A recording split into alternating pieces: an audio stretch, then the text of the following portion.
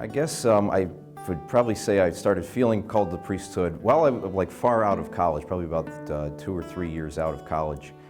That's when I kind of started to take it seriously. But as I look back at my life, I can kind of see how there were little nudgings in my youth, probably as young as when I was an altar server and then a sacristan at my home parish in St. James. And people actually from time to time would ask me if I ever thought about being a priest, and I said no because I thought I didn't want that. I didn't think that was what I wanted to do with my life. I saw myself doing other things, and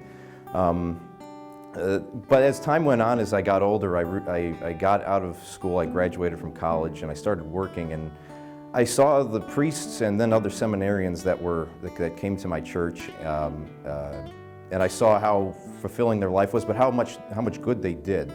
And just at that time, I started to grow deeper in my faith through just reading the Bible, praying the Rosary, taking a deeper approach to the Mass and praying through the Mass while I was at Sunday Mass and going to daily Mass sometimes. And I started slowly but surely feeling that nudge that maybe you were called to something other than what you thought you wanted to do. Maybe you were called to something in ministry. And it took me a few years to kind of go back and forth. I got cold feet maybe once or twice, but I decided that the seminary was the shot to take, and I applied and went in, and 6 years later, here I am. So it was something that started as I was older, but as I got a little bit, as I got older, I started to realize that this was God's call, probably for my life.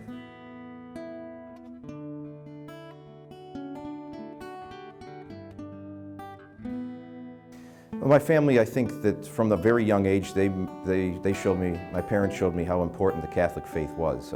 I remember from my earliest days that we would go to Mass down at St. James. The 7:30 Mass had no music for a long time, and my parents always said, this is what we're going to go to. We'll get up early, and you make sure that you're wearing a shirt with a collar on it, and nice pants, no jeans, no sweatpants. And so that really set the tone. There was a sense of decorum here, but there was a sense of something sacred, and that always stuck with me. And I always I found the reverence for that Sunday Mass.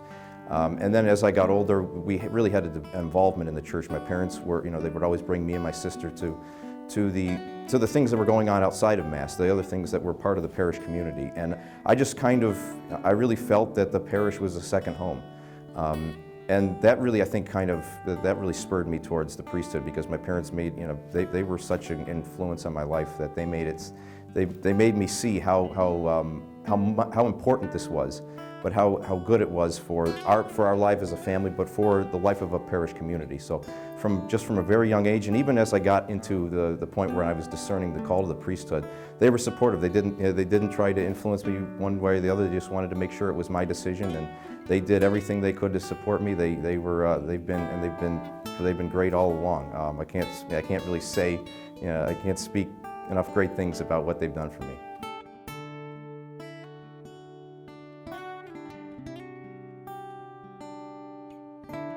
I think the priests that have inspired me the most are the pastors I've had over the past 20 years. There's been great pastors. The one that probably had the greatest influence at the beginning of my life was Father Daniel O'Hara. He was our pastor at St. James for a long time, probably in my elementary school and my high school years. And he was just a good presence at our community. He was a good pastor, a good shepherd.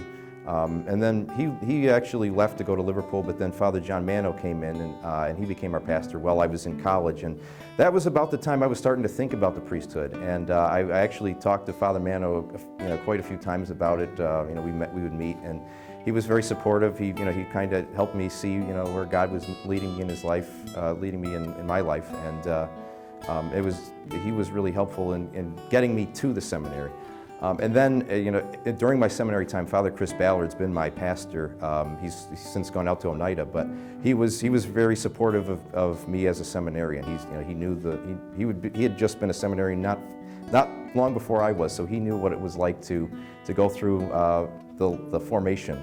And he was really just a good pastor to look up to and to serve under as an altar server. And I'm grateful for all three of those pastors, but also for all the seminarians that I saw at St. James, and also just the other priests that I've come in contact with in my time during the seminary.